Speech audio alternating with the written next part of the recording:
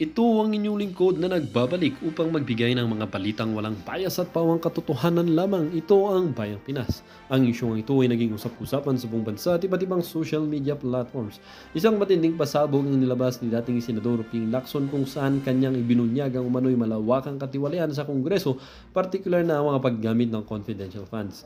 Ayon kay Lacson, ang malaking bahagi ng pondong ito ay napupunta sa mga personal na interes ng ilang mambabatas sa halip na gamitin para sa kapakanan ng ating bayan.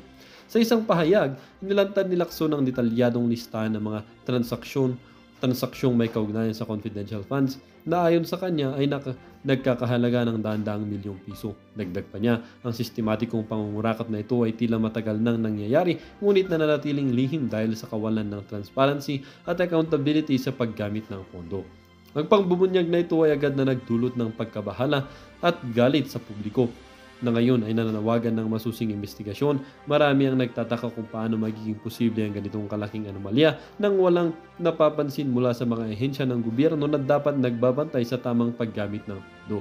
Samantala, maring itinanggi ng ilang mambabata sa mga aligasyon at sinabing bahagi lamang ito ng paninira.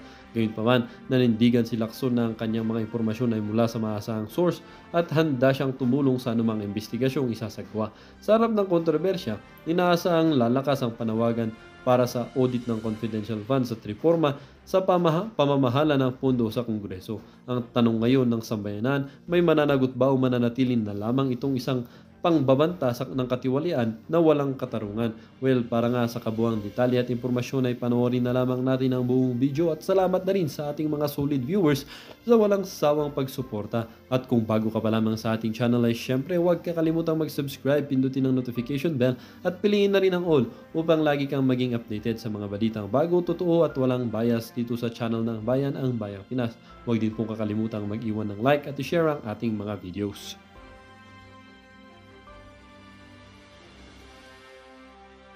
Senado, nang budol na rin.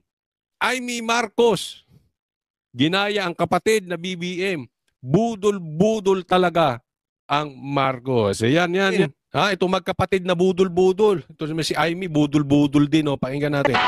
Pirma na lang ng Pangulo ang kulang sa mahigit 6 na trilyong pisong 2025 national budget matapos itong aprubahan sa Bicameral Conference Committee. Kabilang na dyan ang kontrobersyal na pondo para sa akap ng DSWD na unang inalis sa bersyon ng Senado, pati na ang budget ng Office of the Vice President na hindi na nadagdagan.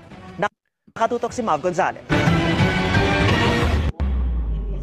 Bago na aprubahan sa BICAM ang panukalang mahigit 6 na trilyong pisong 2025 national budget, nagkaroon daw muna ng mahabang diskusyon sa Pondo ng Ayuda para sa Kapos ang Kita Program o AKAP. Inalis kasi ito sa bersyon ng Senado. Ngunit ibinalik ng BICAM kung saan At discuss muna natin yan na. Lagyan natin dito picture nito si Ana. Hi. Nawala na yung picture mo, Amy. O yan, yung picture ni Amy, lagay natin. Budol-budol din to si Amy. Alam mo, ang yabang-yabang pa nito, kine-question, bakit wala naman yung version ng AKAP na yan, parang redundant na yan, bakit kailangan pa yan, wala naman sa listahan niya, bumula-bula ng bibig niya, daming sinabi patungkol sa AKAP. Di ba? Oh, hindi naman, wala yan bakit biglang naisingit yan, ganyan, bula-bula pala ang bibig. Oh, yung pala budol-budol, ibinalik din pala. Anong gusto? Meron din dapat ang Senado. Para kayo naging ACDC. Attack, collect, defend, collect. Ibig sabihin, inatake nyo lang para magkaroon kayo. Pero hindi nyo talaga planong pigilan dahil masama yung AKAP na bakit isiningit yan ni Martin. Diba? Ang issue dito, kung pangit yung AKAP na sinasabi ninyo, kung anong sinabi ninyo sa AKAP, whether applicable sa House at sa Senate, pangit yan. Di ba? Kung hindi maganda yan, ba't hindi natin kailangan? Yan yung sinabi nyo Ang dami nyo kasiraang sinabi dyan sa AKAP na yan, kung ano-ano. Di ba? Narinig nyo naman yung hearing, di ba? Kung ano-ano. Ngayon, ganun din pala, papasa rin. 26 million, 21 million sa Kamara, and 5 million naman, dito mapupunta 5 million sa Senado. Pambihira, no? Naglulukuhan ba talaga tayo? Kasi ito sa bersyon ng Senado. Ngunit ibinalik ng BICAM kung saan pinag-iisa ang bersyon ng Senado at Kamara ng panukalang budget. Pero sa bersyon ng BICAM, binabaan ang pondo sa 26 billion pesos mula sa inilaan ng Kamara Mali ito, bilyon. Bakit milyon yan, bilyon? na 39 billion. Pwede na rin itong magamit, hindi lang ng mga kongresista, kundi pati mga senador. Inaw natin yung mga guidelines para dito kasi dati ito ay sa House initiative lamang. Ang co-equal body at para naman may transparency, ang Senate ay merong ding pagkakataon. Transparency ang tawag mo ron? Dapat meron kayo para may transparency. So pag wala kayo, walang transparency. Mismo din talaga mga politiko, no? Na makatulong sa pamamagitan ng AKAP. Naku, ang dami na nating abulo na binibigay sa taong bayan. Ang dami na nating alam mo, hindi ako against sa pagtulong sa ating mga kababayan. Pero hindi yan ang the best na pamamaraan. Yung bigay ng ayuda. Naging ayuda country na tayo. Pambihira naman kayo, Senado. Kayo inaasahan naming sisilipin to. Nagkaroon lang kayo ng 5 bilyon. Pasado na. Diyos naman. Budol din kayo eh. Alam mo kanina, sasabihin ko. Alam, baka magalit si VP Sara eh. Sabihin niya sa akin, huwag mo nga akong pakialaman eh. Alam mo, gusto ko sabihin sa kanya, alam mo, VP Sara, huwag ka na maniniwala ulit yan kay Amy ha. Budol yan. Yung kaibigan mong yan. Nang dahil sa pambubudol sa'yo, buong Pilipinas ngayon nagsasuffer. Kaya nga sinabi ko na lang kay VP Sara, sana tumuloy kang tumakbo sa 2028. Yun na lang yung medyo lighter na version na instead na sabihin, huwag ka nang papabudol dyan sa kapatid ni Marcos na si Amy. Baka mamaya kung ano na naman ibulong, huwag kang tumakbo, hayaan na si Martin. Budol-budol talaga itong mga to. Tama po ba? 21 billion para sa House, 5 billion for the Senate. More or less, ganon. More or less, 21 billion. Ba't na nakalagay dito? Pondo para sa AKAP, ibinalik ng version ng BICAM pero binabaan ng 26M. Kayo talaga GMA, Billion yan, billion. Ayuda yan, ha? Tinabon na ipasok nila. Samantalang yung kine-question nilang confidential funds kay BP Sara, 125 million lang. Malay ba natin yung ayuda-ayuda na yan kung talagang nakakarating doon? Ang chismisan nga dyan, 10% lang nakakarating sa taong bayan. Ayun ang lumalabas na balita. Ang daming commissioner. Di ba? Kukomisyon sa taas, kukomisyon si mayor, si barangay captain, etc. etc. Bakit ba hindi na tayo makaalis diyan sa ayuda na yan? Marcos, ang daming naging pauso ng administrasyon mo. Una, ayuda. Pangalawa, bangag. Di ba? Hindi kita pinagbibintangang bangag, Marcos. Pero masisisi mo ba ang taong bayan kung ayaw mo magpa-drug test? Anong iisipin nila sa'yo? Di bangag ka talaga. Di ba? Ayuda. Bangag. Ngayon, may uranium ba yun? May bago na naman. Ngayon, masyado matindi ang hearing ngayon. Quadcom. Confidential funds. Lahat yan. Ngayon. Komunista na sa loob, di umano mismo ng Congress. Wini-weaponize, ginagamit. Para kanino? Para sa Duterte. Yan ang sinasabi. Marcos, ano ka ba? Yung administrasyon mo, puro na lang ganyan. Alam mo kaninang usapan, kawawa tayong Pilipino. Mauubos ang pera natin. Pati gold reserve, pabawas na ng pabawas. Kawawa tayo. Kawawa ang Pilipino. Pag nagtuloy ang korupsyon, puro utang na nga tayo eh. Yan ang lumalabas. Anong nangyayari sa atin? Di ba? Yan ang usap-usapan. And we cannot blame the people na nag-uusap ng ganyan. Dahil itong mga walang kakwenta-kwentang akap na ito. Di ba? Bakit may mga kailangang bigayan ng DSWD dadaan sa mga politiko? Trabaho na ba ng Kamara, ng Congress ang mamigay ng bigas? Panahon mo lang yan, Marcos, nangyari. Ano, pasensya na ha, doon sa mga ating mga makikinig. Alam ko naiintindihan nyo ako. Kasi marami sa inyo ganyan na eh. Talagang inis na sa nangyayari sa bansa natin. Kaya nga, again, uulitin ko.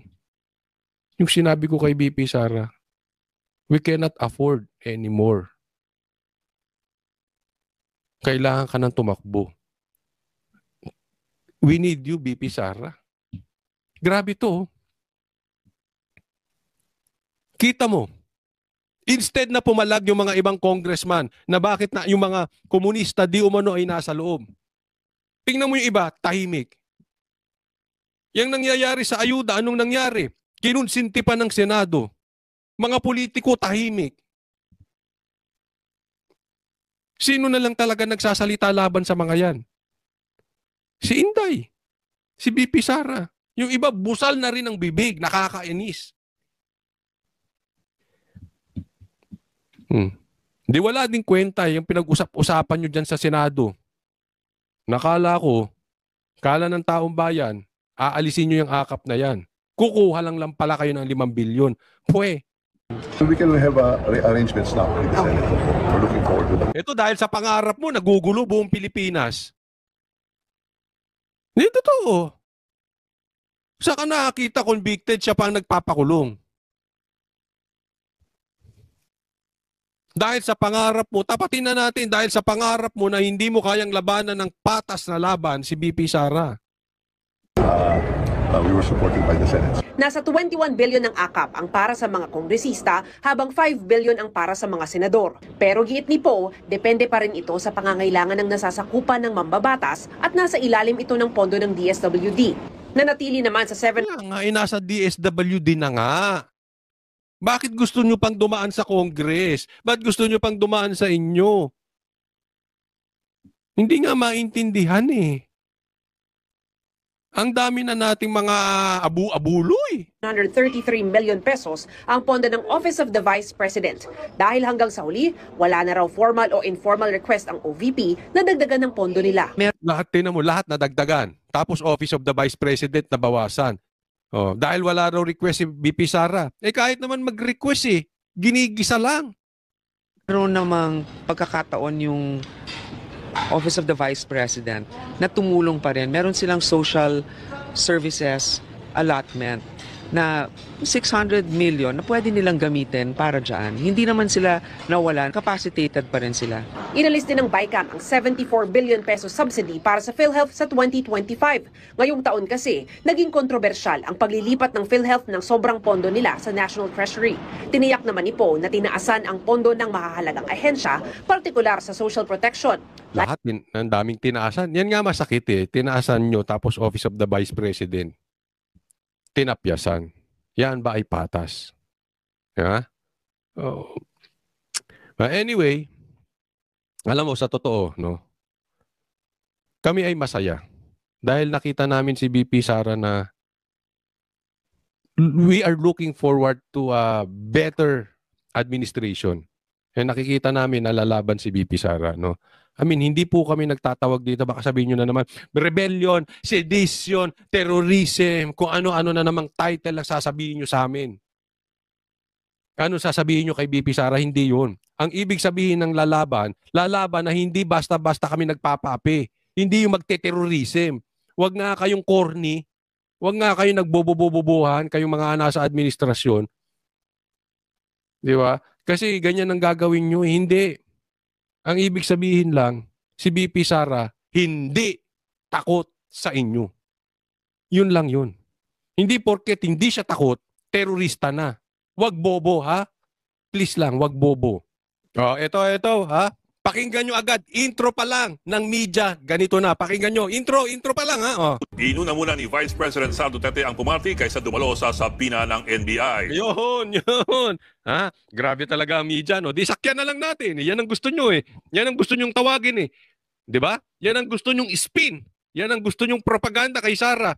Party muna bago NBI. Wow! Bad trip kayo, bad shot kayo, bad shot. Grabe, no? Talagang pasasamain. Title pa lang, pasasamain si BP Sara. Di, gamitin na rin natin. Oh, BP Sara, pumarty. Oh, ay. Di ba? Bago inayos, bago ginawa ang kanyang katungkulan sa bayan, nagparty muna. Ay, ang galing ano. Sige, mamaya pag-uusapan natin yan. Pero nagpadala naman siya ng sulat sa ahensya. Giit pa ni VP Sara, hindi siya takot na maaresto at wala raw siyang balak magtago. Nasa frontline ng balitang yan si Gary De Leon. Imbis na pumunta sa investigasyon ng NBI, nag-Thanksgiving party si Vice President Sara Duterte. Inulit pa, imbis na pumunta sa investigasyon ng NBI, VP Sara nag-Thanksgiving party. Talaga na. Patayin nyo na kaya si Sara. Parang lahat ng gagawin ng aling ito pamasamain ninyo pasasamain ninyo, di ba? No. Teka muna ha, ang party ni VP Sara, Thanksgiving. Thanksgiving, hindi concert yan ha. Hindi concert siya kung saang bansa or nag-helicopter para mag-concert. Ito ay Thanksgiving. Thanksgiving mismo sa opisina niya. At nagpasalamat sa media at sa vloggers. Ayan. Alam mo, dito natin makikita na maikwento ko lang itong party na ito na binabansagan ng media, ng mainstream media na party ito. Grabe, wala namang kakwenta. Hindi naman ito yung parang concert na naku, ewan ko bata. Anyway, alam mo mas nabilib ako kay BP Sara. Alam nyo kung paano yung sinasabi nilang party? Kinausap kami isa-isa. Yes po, hindi by group. O kayo, Banateros, kausapin ko. O kayo dyan, taga SMNI, kausapin ko. O kaya dyan, taga ibang probinsya, ikausapin ko. Hindi. Nagpasalamat si BP Sara isa-isa. Binigyan kami ng oras. Kaharap namin siya one-on-one. Nagpasalamat siya, kinamayang kami. Alam mo, ibang klaseng politiko talaga ito si BP Sara. Kakaiba kasi alam mo, di ba, yung iba magpapasalamat. Salamat sa inyo. Oh, bigyan ng 5,000 yan. Hey! Di ba, ganun. Di ba? Na kailangan naka-broadcast. Di ba? Kailangan kita yung mga magandang ginagawa. Ito hindi. Wala. Tapos, pangkalahatan. Para yung oras niya. Kaya, alam mo, kakabilib ako kay BP Sara. Kaya nga sabi ko, eto ha, nung time ko na, sabi ko, BP Sara, ma'am, hindi ko na po pagtatagalin yung pag-uusap natin. Kasi alam ko pagod na kayo. Ang dami nyong inaasikaso. Tapos isa-isa kaming kinausap nyo. So nauunawaan ko po kayo. Ang importante naman sa atin, nagagawa nyo yung trabaho ninyo. Maraming salamat sa pag-iimbita nyo sa amin. No, sabi nyo, hindi. Itong oras na ito, nakaalaan talaga sa inyo yan. Sige. O, parang ine-encourage na mag-usap kami. Sabi ko, eto na lang. Isa lang ang sasabihin ko, ma'am. Isa lang ang request ko sa iyo, ma'am. Sana po, ituloy po ninyo tumakbong presidente sa 2028. Kasi ma'am, we cannot afford to lose you. Cancer na po ang nangyayari sa Pilipinas. Pag ikaw ay hindi pa tumakbo at iba pa ang tumakbo, dadamputin tayo sa kangkungan. Alam mo, sagot ni BP Sara, sige, pag-iisipan kong mabuti. Sa akin, okay na yon. Ako ayoko i-judge si BP Sara. But I really think, tatakbo siya sa 2028. Kahit sabihin niyang ayaw niya or hindi. Kasi, hindi niya matitiis yung nangyayari ngayon. Kaya ipakita natin, isigaw natin na kailangan natin. Totoo yan. Ang tingin ko dito sa politika natin, cancer na. Kailangan natin ng katulad ni BP Sara. Sigaw nyo na po yan. Isigay nyo. And naniniwala ako, hindi niya tayo matatanggihan. Dahil alam niya na this time, nakita niya na mismo kung gaano kagarapal ang gobyerno natin ngayon. Kung gaano kabulok ang sistema ng politika natin ngayon. Hindi niya lang alam. Iba kasi yung alam mo eh. Iba yung dinaanan mo. And this time, dinadaanan ni VP Sara. And I believe, hinugto pagdating ng 2028. Kung aabot pa ng 2028. Dahil kanina may usap-usapan. Ayan. Ito naman ay usap-usapan lang ng mga vloggers. Kasi nakakapagtaka talaga at nagmamadali si Martin. Di ba? Bakit? Ba't pinipilit niyang madaliin? Alam mo, may nagsasabi, kasi baka mamaya hindi na maganda ang kalusugan ni Marcos. Yung iba nga nagsasabi, baka ma-overdose kasi si Marcos. Di ba? Yan ang mga kwentuhan doon. Automatic, Vice President ang papalit. Ayaw nilang mangyari yun. Dahil pag nangyari kay Marcos, na matigok si Marcos, ay hindi hindi yayariin sa overdose o sa sakit o sa problema, sa stress. Pag natigok yan, automatic uupo si VP Sara. Yari sila. Kaya minamadaling tanggalin si VP Sara. Kaya nga, sige, gusto nyo ilabas yung impeachment? Ilabas nyo, tingnan ko kung magsasucceed kayo. Kasi ngayon, halatang halata, naduduwag na sila, wala silang makuha na hindi sila makalakap ng enough na pirma. Hindi na nila kaya ng impeachment. Bumubuelta na sa kanila yung mga pinaggagawa nila ngayon. Saka nagpa-press con. Dito hinarap niya ang mga media. Una na rin ang 2 impeachment case na inihain laban sa kanya sa Kamara. Kabilang sa basehan ng reklamo ang issue sa paggastos sa confidential funds. We do not target one office and terrorize and torment the employees of that office. Why not call the office of the president? Yun, ang ganda na sinabi mo, VP Sara. 400 ang opisina na tumatanggap ng confidential funds. 400. Anong ginigisa? Isa lang. Office of the Vice President. At buti nagsalita na to. Matagal na nating sinisigaw yan eh. Hindi binibitawan ni VP. Ngayon binitawan niya na bakit hindi nyo maimbestigahan yung Office of the President. Pasok, Chua. Anong alam mo sinabi ni Chua, ha? Itong congressman na ito. Ano sinabi ni Chua? Kasi ang iniimbestigahan nila, yung may yung walang kinalaman sa national security. Kasi ang presidente naman kailangan talagang protektahan ang security ng buong bansa ng Pilipinas. So tingnan natin, may point doon si Chua. Pero ito, I challenge you. Bigyan nyo ng confidential fund si VP Sara na maayos. Huwag nyong gipitin. Huwag nyong pagkaisahan. Pupusta ako sa inyo. Ubos ang komunista sa Pilipinas. Ubos ang NPA. Kung hindi man ubos na ubos, mababawasan ng todo. Pagbigyan nyo 1 taon, anong ibig ko sabihin? Huwag niyong sabihin na walang kinalaman sa national security si VP Sara. Alam naman natin, ito ay ginagamit para labanan itong mga makakaliwa. Kaya nga binabanatan to ng komunista si VP Sara eh. Kaya binabanatan nila yung confidential funds si VP Sara. Dahil ang Duterte, specifically Vice President Sara Duterte, talagang binabanatan ng mga makakaliwa. Ang mga komunista, mga NPA. O, di ba? So huwag niyo sabihin si Marcos lang kasi presidente siya. O pustahan naman tayo. Bigyan niyo ng malaki na confidential fund si Marcos. Hindi mauubos ang NPA. Hindi mauubos ang komunista. Sa katunayan nga, lumalakas na ang komunista ngayon. Lumalakas na ang NPA. That is public knowledge. Huwag na tayo magbiruan. Yan ang totoo. Yan nga sinasabi nila Greco, nasa Congress na nga yung mga komunista na yan eh. Yan ang sinasabi na ng taong bayan. Nasa loob na mismo ng Congress. Kaya huwag niyong gawing palusot na mayroong karapatan ng executive or ang presidente sa seguridad ng Pilipinas. Hindi po. Sino sumisira ng seguridad ng Pilipinas? Yung mga lintik na komunista na yan. Yan ang totoo. Huwag niyo nang binobola mga taong bayan. Bakit takot kayo? Pagbigyan niyo lang. Sige, pagbigyan niyo lang 1 taon si VP Sara, bigyan yung confidential funds.